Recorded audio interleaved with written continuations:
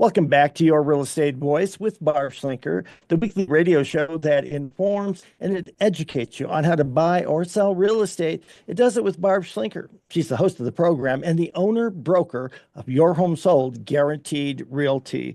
Now, Barb, many home sellers fear the inspection. Many people think that most buyers want to just purchase their home as is, but what are some of the home inspection nightmares that people need to prepare for when they're selling their home, and how can you protect them when it comes to those nightmares? Well, there's a lot of different things that go on with regard to house inspections. And I always recommend that a buyer do an inspection on a home, um, solely because, no home, even a brand new home, probably has some issues that you have to get taken care of. But where I'm running into problems is that the state does not regulate inspectors. There is no license to be an inspector. There are no qualifications to be an inspector. I could be an inspector and I'm scary with a tool in my hands. I have had landscapers do inspections. I've had the buyer's daddy do inspections. And those didn't end well, right? So at the end of the day, how are they qualified to judge a house? Only once, and this just recently happened in my career, was it actually a general contractor that did an inspection. I was so impressed. I was like, wow, okay, I have to listen to him because he knows how to build homes. But, most of them don't have, there is no qualification. A lot of them will get online certifications. There is one company here in town that does both inspections and they are structural engineers. So I would say, yes, those guys have credibility, but a majority of them are just small business people that might have a background in construction and they connect up with agents. They get referred by agents to go out and do these home inspections, and you never know what's going to happen. So again, there is no licensing, there's no definition of the job for real estate agents. And so a lot of the real estate agents don't want to spend the time sitting with the inspectors during the inspection. They'll sit there and say, well, that's a waste of my time. I've even had them put it in writing. So we go back to that fiduciary thing that we were talking about. They're advocating for their agent. I want to be there for a buyer's inspection if I'm working for a buyer. And the reason is I want to know what the inspector found, because it's the licensed agent that has to make the request for repairs to the seller. They need to have eyes on it. They need to have an understanding about what's going on. Just recently, I had a property during that. Remember the really frigid day that we had a few months ago, Richard, where it was like sub-zero? Remember that? Oh my gosh, how could you forget it? Yes, Yeah. people read about their pipes, their cars, everything. Oh, yeah. So that was the day of one of the inspections. And we don't really know what happened, but pretty much we found out from the utility company after the moment that the inspection ended, water started flowing down the driveway. So I think what happened is somehow the copper plumbing for the sprinkler system got turned on that day, and it just multiple freeze breaks. And the next day, the neighbor called and complained about a glacier going down the driveway because excuse me, because the house was vacant and we had to get that resolved, but we couldn't prove who done it, which was kind of frustrating. So technically, the buyer's responsible for any damage that the inspector does during the inspection, but you have to be able to prove it to make that happen. I just find it very frustrating that the agents don't want to go over and over again. Every single week, I get requests from agents going, well, can't you give the inspector the combo and just let him in the house for 3 hours, turning things on and off and crawling around in the attic or whatever? Um, I trust him. He does all my inspections. And I'm like, no. First of all, they don't hold any kind of license. I don't know what kind of errors and omission insurance they have, but it's my insurance. I'm on the hook, technically, if they damage the house. So I don't want that to happen. So I insist that the agents go. And if they don't go, we are going to be there. If our seller still wants us to represent them and be there for the inspection, we're going to be there. Here's another thing that happens on inspections that is just hilarious to me, Richard. somehow these inspectors got this idea in their head that when they do an inspection, they're there. Let's say we're in a perfect world, they're there with the buyer and the buyer's agent, okay? And they want to talk to the buyer about the conditions of the home that they found. So multiple times I've had inspectors and or their agents ask the seller to leave their own home. If it was your home, Richard, how would you feel about that? Not going to happen. Simply not Yeah. going to happen.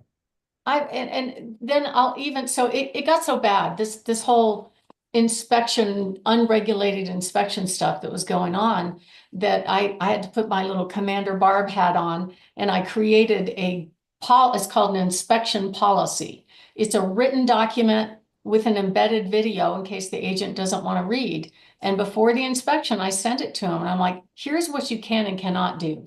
You can't kick the seller out of their own home. You can't pull toilets without a plumber doing it. They started doing that on the older homes that didn't have sewer cleanouts.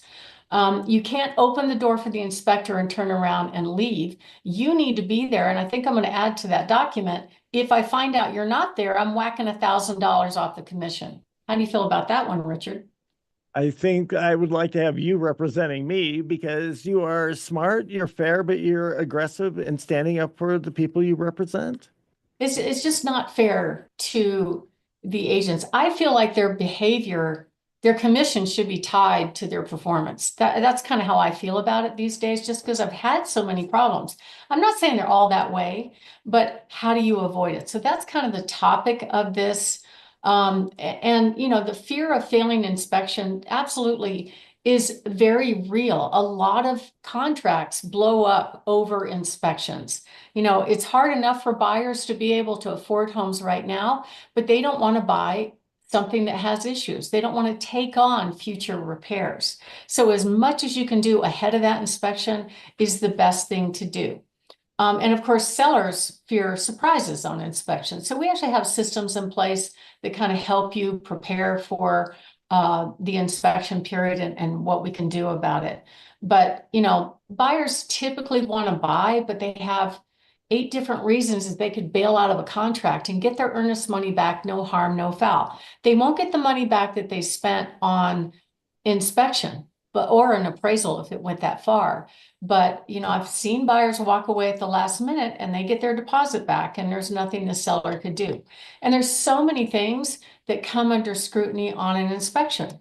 And right now, the way with extra inventory, with the competition of new construction, it really sellers really have to have everything, all of their ducks in a row. So these are some of the systems that they should get ahead of in the first place. Number one, roof. So probably I would say at least 1 out of 3 or 4 of my listings, seems like every month, has to file a claim and get a roof replaced, even in the winter time, because they didn't know about legacy damage.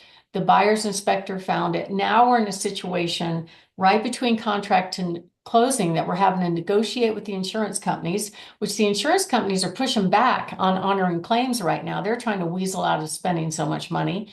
And so we have to, it's not a good time to negotiate. So I'm saying you should do that up front. And we provide a service. We actually have a roofer that'll come out and do a roof cert at no cost because we recommend them when people do need a roof. And they will tell me the truth, whether it needs to be replaced or not. I just had a deal blow up technically over the roof. You know, the seller filed a claim. The insurance company said, nope, it doesn't need to be replaced. Then we brought in the roofer. My roofer, he looked at it and said, no, it doesn't need to be replaced. And I know if he said that, he's telling the truth because he has told me when it did need to be replaced. It's not like, I know it seems like a conflict of interest because their job is to replace roofs, but he's also on my, you know, preferred vendor list where he's getting a lot of business from me. So he's going to be very honest, and I appreciate that. Furnaces. So what happens with furnaces and water heaters and smoke detectors and GFCIs and all that? These inspectors come in and they have this parameter called useful life of those systems. So a furnace is, in their mind, a furnace useful life is 22 years. A water heater useful life is 6 to 9 years. Can you believe that, Richard? for a I water thought, heater? no, I thought it would be much longer than that. Yeah, it well, it anyway, so that's one of them. The other is smoke detectors and carbon monoxide. They want to see those replaced within 10 years. So if the furnace goes beyond 25, 30 years, yeah, it's probably going to have to be replaced at some point. But if it's still working, it doesn't mean you have to replace it. You can do things like include a home warranty, which is one of the things that we advise our clients to take on that system so they don't have to worry about it. So those, and then sewer line and septic line, those two things are big ticket items that I recommend every seller get ahead of. Um, the electric panel. So there's a certain brand in town that has a very bad reputation called Federal Pacific. They're in a lot of homes. Some are safe, some are not. So you want to get ahead of those things. And we can walk through the house and give you advice on what to look into and what not to look into in order to get ready for an inspection. And in general, the appraiser, the lender, they typically don't care about the systems as long as the plumbing's working. And if they're getting a VA or government loan, there's no safety issues like peeling paint on the outside, broken windows, missing stair rails, or anything like that. When we come back, we're going to talk about some things that you could do to help prepare for your home inspection when you're selling a home to make it go smoothly. And if you are thinking of making a move, give us a call at 719-301-3900 or go to barbhasthebuyers.com. Richard?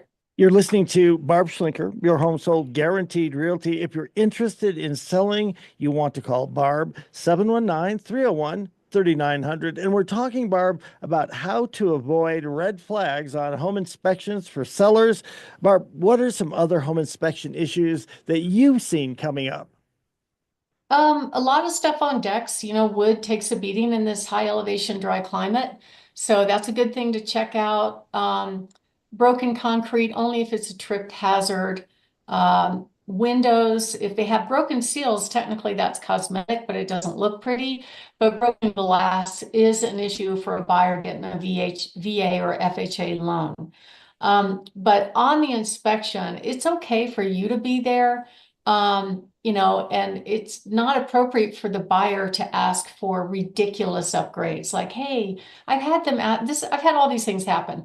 I've had buyers on the inspection go, we want new windows. We want granite counters. We want a new furnace, and it's outrageous. So we've learned over the years how to protect our clients and how to get the deal done with certain systems, which is involved with our certified pre-owned home program, where we help them prepare. We also get their systems inspected ahead of time. That way they have time to negotiate for any issues that might come up. And then we have a pre-inspection where we can provide a warranty for the home. And that gives the buyer a warm fuzzy and also, allows them to consider that home as compared to something that might be a brand new home. My name is Barb Schlinker. We have over 28,107 buyers in waiting just on my little website looking for homes. And what we do is match our buyers to our homes. And our goal is to get the seller the full market value of the home in the least amount of time and the least amount of hassle. So if you are thinking of making a move, give us a call at 719-301-3900 or go to barbhasthebuyers.com. Richard? You're listening to Barb Schlinker of Your Home Sold Guaranteed Realty. If you're thinking of making a move, simply call Barb 719-301-3900 or go to barbhasthebuyers.com. We'll take a short break. When we come back, we're going to be discussing how cash offers can help home sellers, plus Barb's hot new listings. Stay tuned for that.